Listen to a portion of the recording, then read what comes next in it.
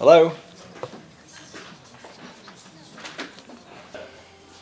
Do you have any critique on this? Is it all a bit... I don't have any critique because it's still got the same thing. I mean, my only critique is the same, that I've slept on it and I still think that Made in England Well, I've got it on is this better one. than... I've got Sheffield, England on this. You can't Oh, I see. Okay, yeah, it goes around. That's fine then, yeah.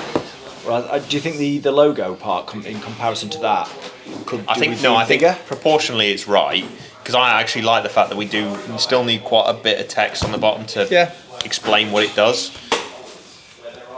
Even if it goes wrong, it goes wrong. But we're gonna shame with because I need the whiteboard.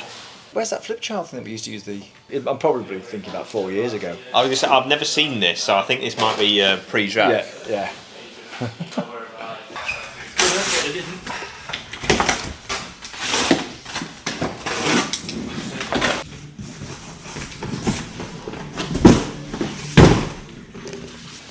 I think it's there.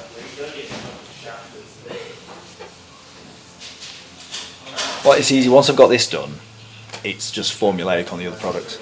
Essentially, the upshot, it's a last-minute opportunity.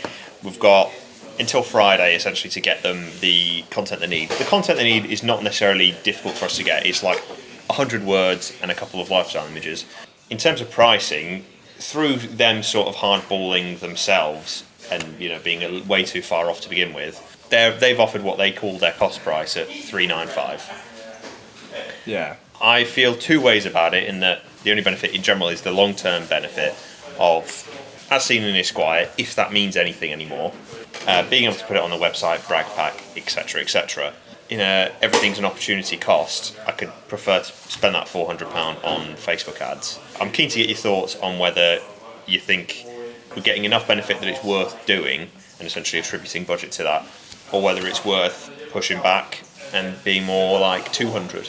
What did they come down from? So they came down from what they called $2,500 originally. So absolute bollocks. I then told them that we'd be too far away.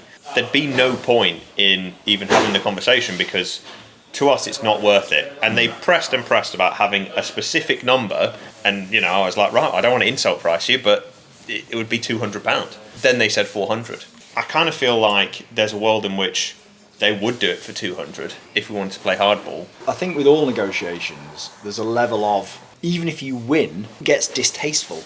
Anyway, they're saying that this is a £2,800 bit of real estate within their magazine, and you've got it down to what? 395.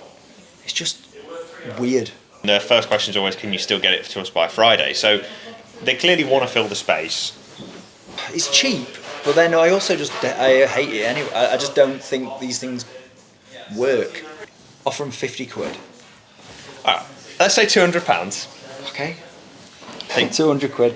Don't insult price, so I think 50 quid might be a little strong. I don't mind, Jack. If you want to do it, then we'll do it. Okay. When we launched these products last year. Was it last year? This year.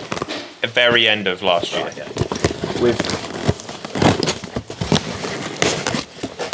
We had a problem with the tubes being ever so slightly translucent. Oh, I thought you found the centres, the plastic tubes originally.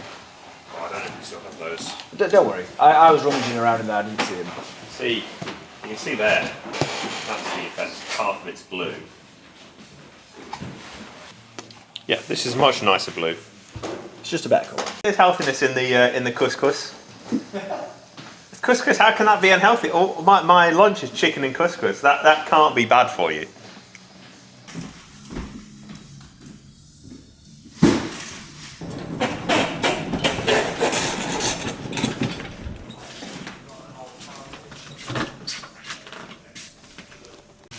Bit of back and forth, bit of admin nonsense. And that's what this it's seal of empty boxes. Yeah, pretty much, yeah. The lightest perfume.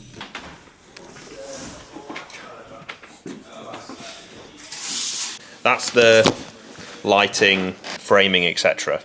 Obviously, we've had it changed a few times to make sure that it's right. Lighting's fine. Why are we doing a video? Yeah.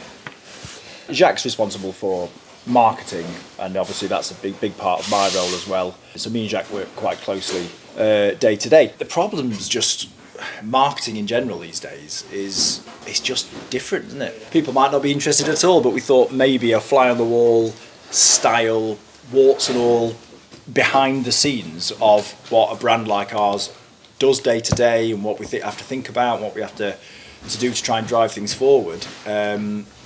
We think that at the very least should be a little bit more interesting than the stuff we actually contrive to look interesting or look cool. Show you enough or as much of the stuff we have to do as a small team operating what is essentially quite a big brand in terms of our footprint, and worldwide, 60, 70 countries, we're in Boots, we're in W.H. Smith, so there's a lot going on.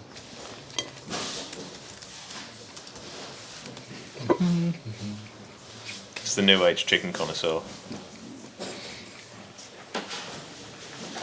Wait till he does the crep check.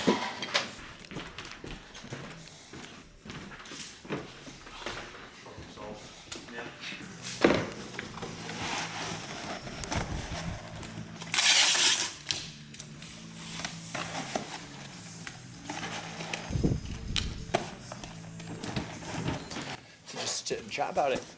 See. When we originally launched the brand, we had a different character. He's there, look. It was one that we just, we got him off Shutterstock. Look, you can see that.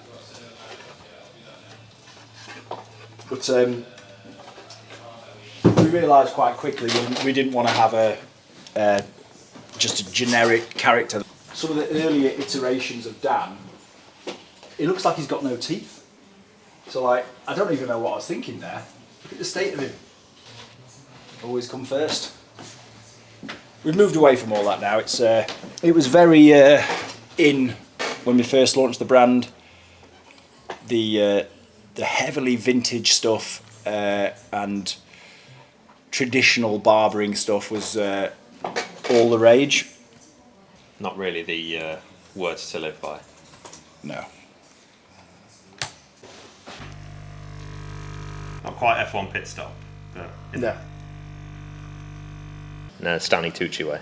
Yeah, we're rolling. No, we're talking. Right, marketing goals for next 12 months. We're halfway through the year, so it's a good time to have a reassess, both for end of this year and really until June next year. Right. Well, the main one is kind of what we're doing right now, the YouTube channel. Social media is a difficult game. YouTube is one of those platforms where, if people care, then they engage. Instagram, TikTok, they're becoming more and more fleeting. When the new, TikTok meta is to make a 5-second video, there's not a lot you can include in that. You can't really show much branding. And people don't care anyway. People don't care. I bet you if you go down the street and you ask 10 people, tell me anything about the last 10 TikToks you saw, no one will remember them. Yeah. Unless they were especially annoyed, I don't think anyone remembers almost any of the TikToks they've watched in the last, I'd say, week. Anyone watching this video has any specific things they want to see from us in terms of what we do here at Dapper Dan, let us know in the comments and we'll try and include it. What's next? So it's more store distribution in the outlets that we have. So our newer range, our signature style range, which has been something that we cooked up a couple of years ago, that's currently sold in Boots and in W.H. Smith travel stores. And it's really, it allows us to basically reach a whole new array of people. So for us, it's massively a strategic goal to continue that. Growth within those two. Next up is similar. The US is such a big market. We've been testing and trialing the, logistical possibilities of doing direct to barbers out there who are interested in the brand. We've had really good success for the last, close to 12 months now.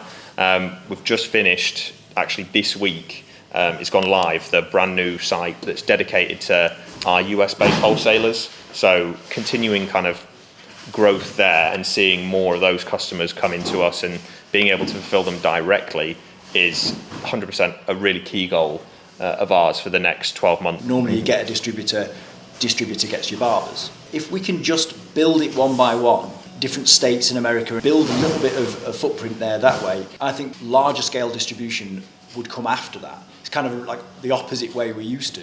Back to the US in a sense, retail partners in the UK, obviously through Boots, have been a really massive bit of growth for us. We want to replicate that success in the US. There are plenty of those types of stores, Macy's, CVS, that are absolutely where we could see the Dapper Dan signature style range being stocked in. The rebrand, executing that by the end of the year, is kind of another strategic goal. Yeah, the difficulty with all the rebrands, like I say, is stock levels all go out at different times. So you both have to manage that in general, and then when you're bringing in a rebrand, that's why we're specifically saying end of the year, because we think it's achievable, but it's still quite difficult in making sure we've still got tight timelines in terms of finalising designs to make sure that the tins arrive and are produced on time. In a post-COVID world where supply chains are stretched, everything takes longer than it would, or it naturally did. Basically, we've got to work a little bit quicker, and to kind of meet extra deadlines in production. New POS. Point of sale for a brand like us is always tricky because essentially it's a loss leader. Normally you're not asking your stockists to purchase it, you try and factor it in with a deal, but essentially we have to foot the bill for this stuff, which is fine because it's marketing and it makes our brand look good. It's tough coming up with new stuff every year. We've had the curse of success with the kind of classic wooden box. So this is the kind of latest design. It's basically building on what our classic design was, but problem is that these have been so popular for over 10 years that no one wants anything else. Yeah. That's why I'm hesitant, or I'm not looking forward to coming up with something new. It nearly always is a damp squib because everyone wants the boxes.